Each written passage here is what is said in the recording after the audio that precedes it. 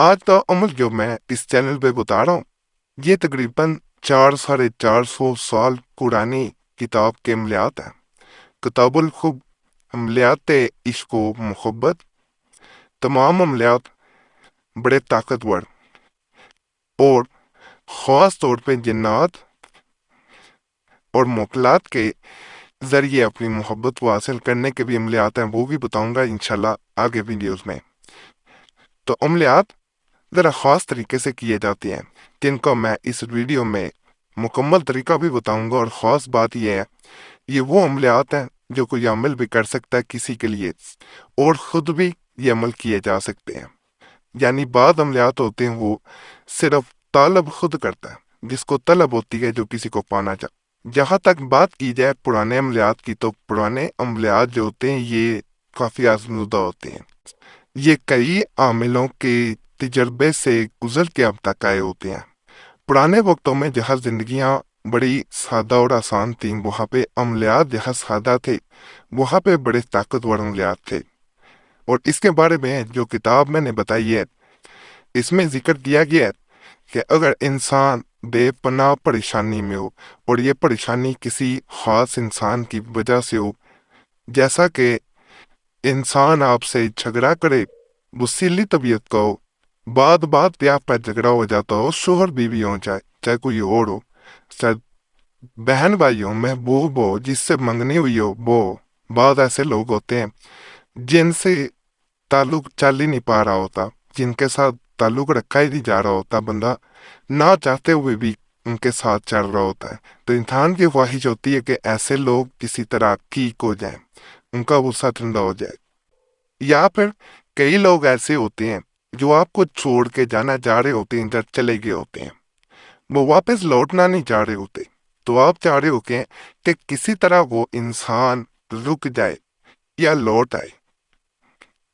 دونوں صورتوں میں یہ عمل کیا جا سکتا ہے، یہ انسان کو کھینچ کے آپ کی طرف لے کے آتا ہے، کیونکہ یہ اصل اسی طرح کام کرتا ہے کہ یہ دوسرے انسان میں آپ کی محبت آپ کی طرف پیدا کرتا ہے۔ ایک بھائی نے اسی طرح اپنی بیٹی کی آپ بیٹی بیان کی تھی، جس کو میں یہاں ضرور شامل کروں گا جب اسے یہ عمل بتایا گیا تھا۔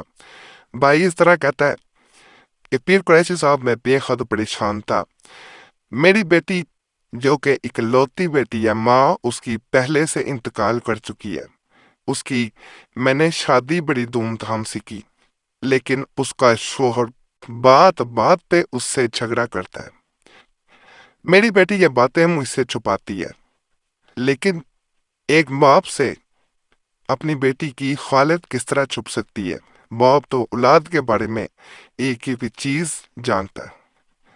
تو میری بیٹی اپنے شوہر کے راہ راست پہ آنے کے لیے بے پناہ دعائیں کرتی ہے، لیکن ابھی تک اس کی زندگی اسی طرح گزر رہی تھی۔ تو میں جب اس کی حالت دیکھتا تو خود بھی پریشان ہو جاتا، اور اب نوبت یہاں تک آ چکی تھی کہ پیر قریشی صاحب اب اس کا شوہر اس پہ ہاتھ بھی اٹھانے لگا تھا۔ ایک دن اس کے چہرے پہ میں نے مار پیٹ کے نشان دیکھے، اس سے پوچھا تو اس نے رونا شروع کر دیا۔ اس دن میں بے حد پریشان ہوا، میں پوری رات جاگتا رہا اور اللہ سے دعائیں کرتا رہا، یا اللہ پاک میری بیٹی کے نصیب اچھے کر دے، یا اللہ پاک اس کا شوہر راہ راست پہ آ جائے۔ میری زندگی کا کچھ پتہ نہیں تھا، میں اپنی بیٹی کو اپنے پاس بھی نہیں رکھ سکتا تھا، اور طلاق لینے کے بارے میں سوچ نہیں سکتا تھا، اور میری بیٹی پہ بھی آفرین ہے کہ اس نے کبھی مجھ سے اپنے شوہر کا ایک بھی گلہ نہیں کیا تھا۔ جہاں میں ریٹائرمنٹ سے پہلے آفس میں کام کرتا تھا، وہاں پہ ایک لڑکا میرے ساتھ کام کرتا تھا، اس نے مجھے آپ پہ چینل کے بارے میں اس وقت بتایا جب میں نے اس سے ساری صورتحال سے آگاہ کیا۔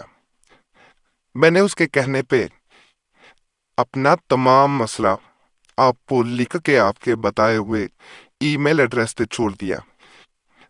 آپ نے تقریباً اگلے دن مجھے میرے میسج کا جواب دیا۔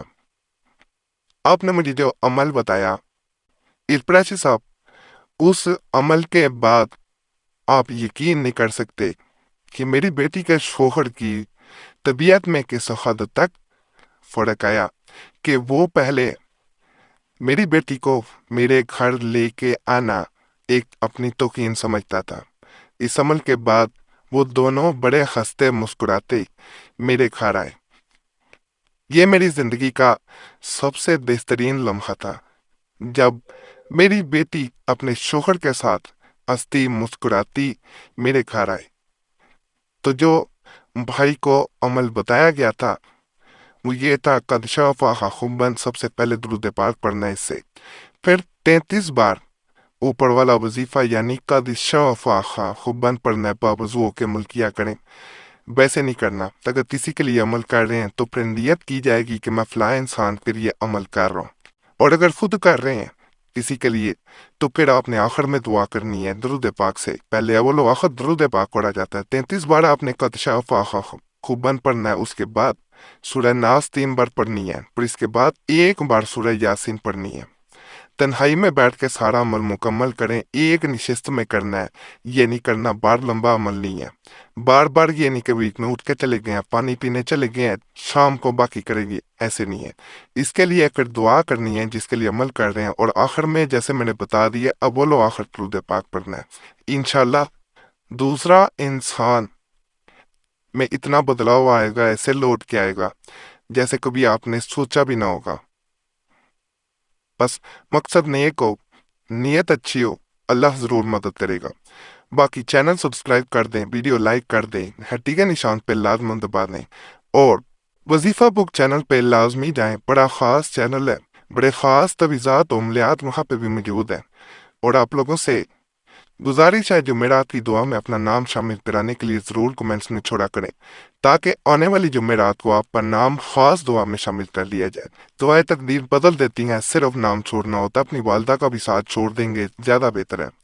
باقی اللہ سب پہ فضل فرمائے، سب پہ رحم فرمائے، سب کی نیک تجات پوری فرمائے، آمین یا رب العالمین۔ صلی اللہ تعالیٰ علی خیر خلقہ نور ارشد محمد وعلی آلہ وصحبہ اجمعین۔